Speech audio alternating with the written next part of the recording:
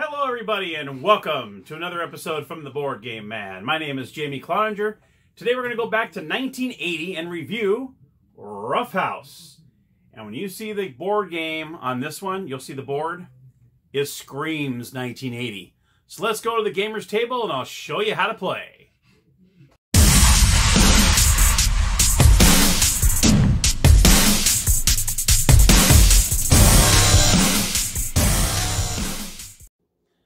Hello everybody, here we are at the gamer's table and here is the board.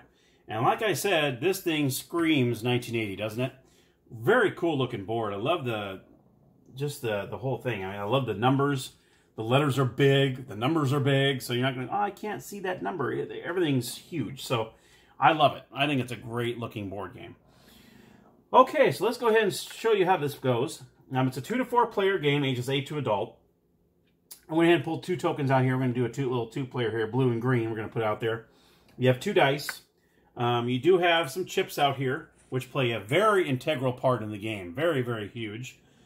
What you do is you have yellow chips that are worth 1 point each, and you have blue chips that are worth 5 points each. Each player does not start with any, but you start gaining them as you go through the game.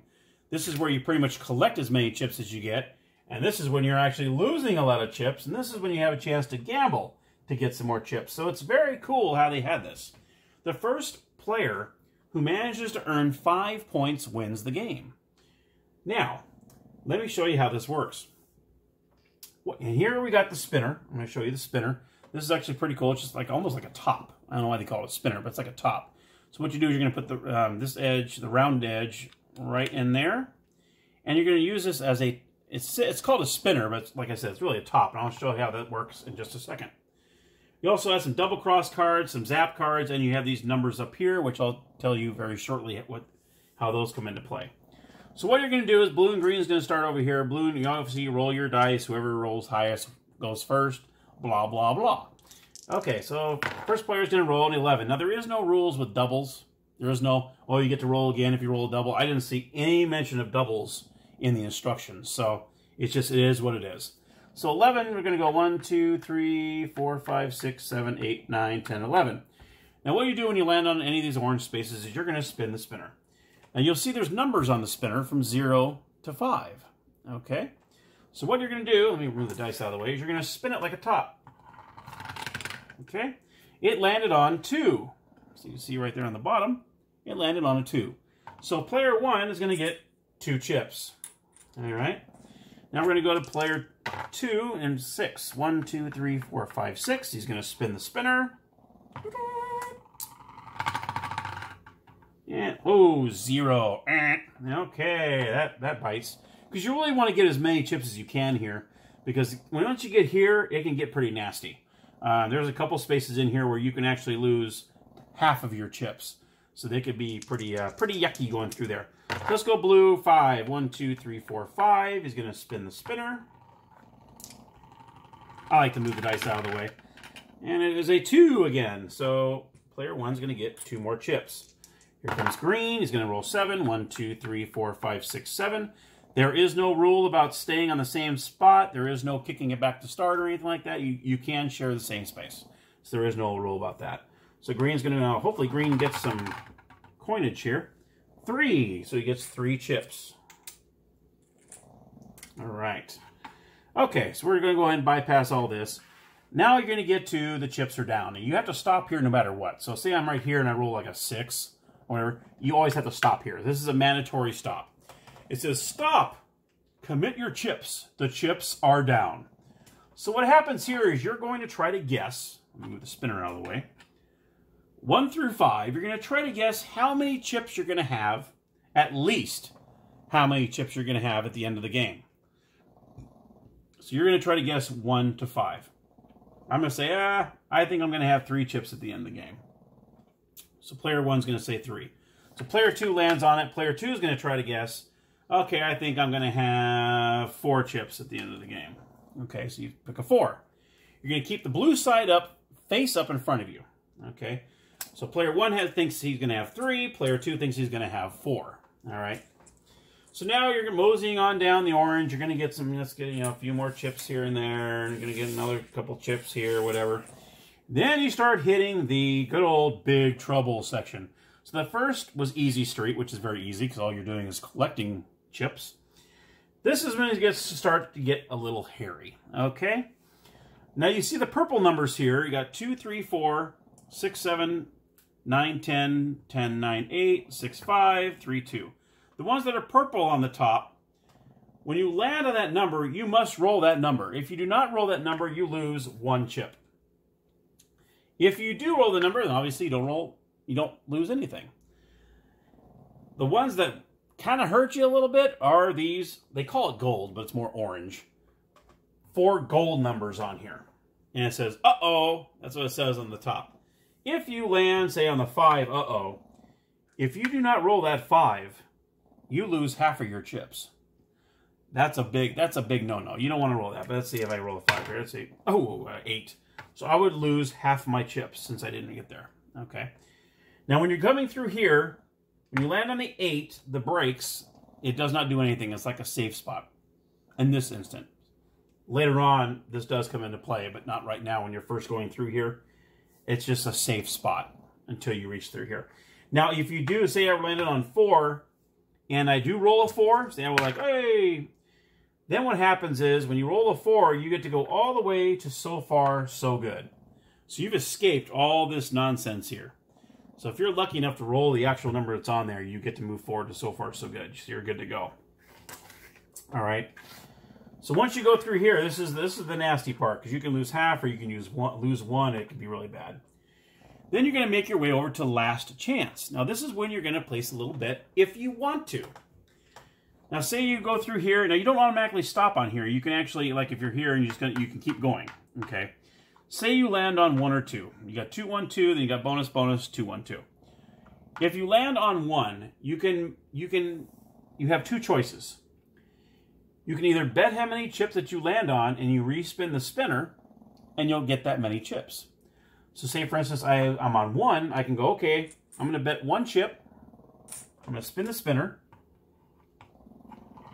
So it's your last chance to gain. So you got 4. So I end up getting 4 chips. So I traded in 1 chip for 4. That was a great deal. That was a good gamble. Okay.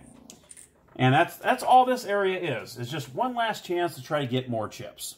Because you probably got pounded pretty hard going through the Big Trouble area. And like I say, if you land on 2, then you just bet with 2 chips. Okay, I bet 2 chips. And you spin it.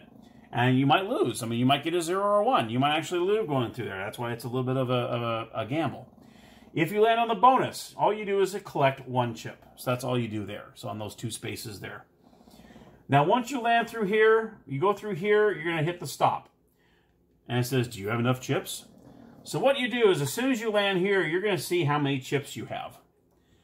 If you have at least that amount of chips, like in this instance, if I had, I said I had at least 4 chips, and I have, oh, look at this, I got 6 chips here. What you do is you're going to turn this card over. And now you have 4 points. And what you're going to do is you're going to turn in these 4 chips. You turn in these 4 back to the bank. And that's your end of your turn. And then you'll go back to start. Player 1, okay, he's got all these. Yeah, I did good. I have at least 3. So you're going to do is you're going to turn in 3. You're going to flip this card over. And since neither one of you got 5 points, you go through again. Now, this is what I'm assuming is what that means. I read the instructions about 4 to 5 times. I'm a little fuzzy on it, but I'm assuming that's what it means. Now, I'm going to read you exactly what it says in here, and you can tell me in the comments section down below what you feel what that means.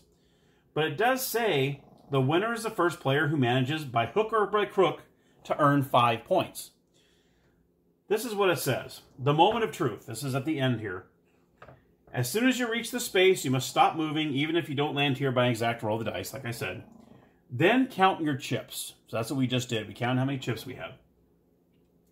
If you have as many chips as the blue number on your card, you earn 1 point for each of your chips. To take your points, you simply turn over your card. That's what we just did. We had on this side, I turned it over to 3. And you return to the bank 1 chip for each point you just earned. So in this case, I had 3. I turned in 3 chips. You may keep any chips that are left over. So that's the point. I'm like, oh, okay. If you have fewer chips than the blue number on your card, you don't earn any points. You must instead return your card to its pile. So say, I said 4 and I only had 2, then I would just return it to the pile. You may keep whatever chips you have. So I'm like, okay, if you don't read it, you turn in your card, but you still keep the chips you have. So that's why I thought, oh, that's interesting.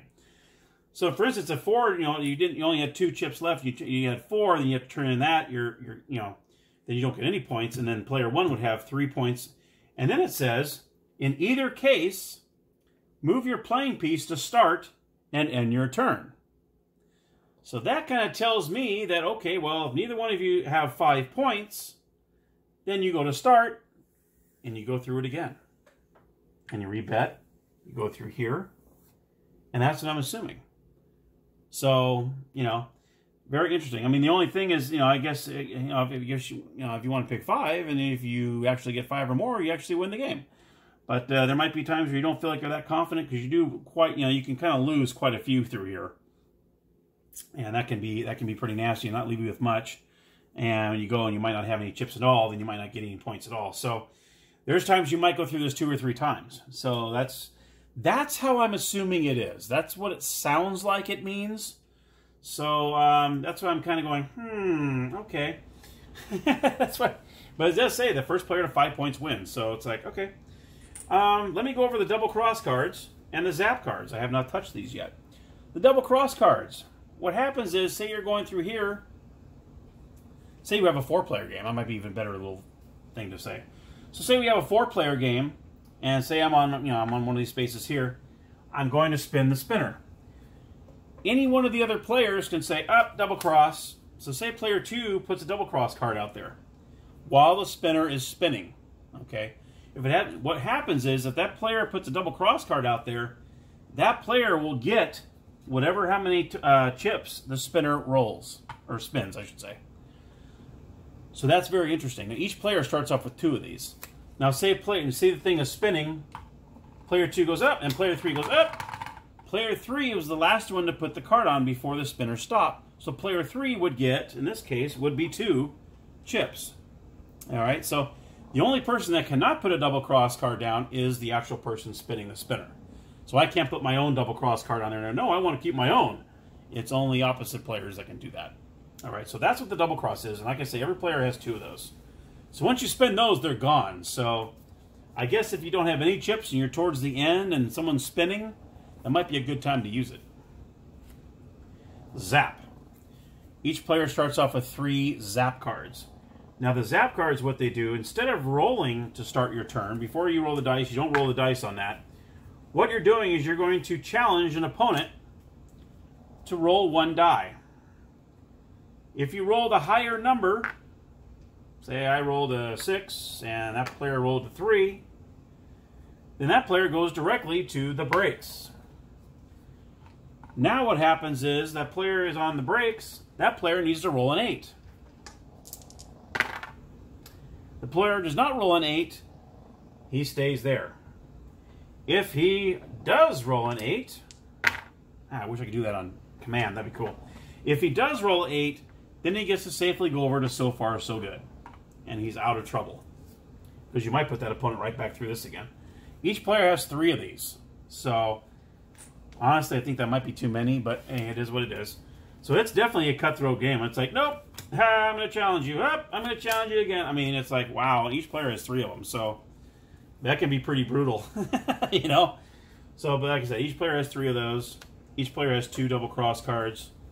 And very interesting. Very, very interesting game. Like I said, the first player to 5 points wins the game. I hope I made it as clear as I could. And yeah, like I said, it was a little fuzzy there, but when it says in either case, move your playing piece to start and then your turn, that kind of tells me, okay, if you don't have 5 points, then you go back to start, you do it again. So that's what I'm assuming. And that's what I'm going to stick with. So there, my friends, is Ruffhouse. And there you have it, Ruffhouse from Parker Brothers. A very interesting game, especially when you're trying to... I think I'm going to have 3 chips by the end of the game, or 5 chips at the end of the game. It's very, very interesting. And if you have that many, then you get points. If you don't, then you don't get any points. Unfortunately, I didn't get any kind of help whatsoever. At the time I did this video, there was no other reviews of Ruffhouse anywhere I could find. A couple people mentioned it on Board Game Geek. You see a couple posts, but nothing that explains the end. Like, okay. So anyhow, I hope you enjoyed the game. It's very different, very unique. Hopefully if you enjoyed the episode, you can click on the like button down below. And if you'd like to be a subscriber, always looking for them. Just click on the subscribe button along with the notification bell. That way you're notified of any upcoming videos. And until next time, happy gaming!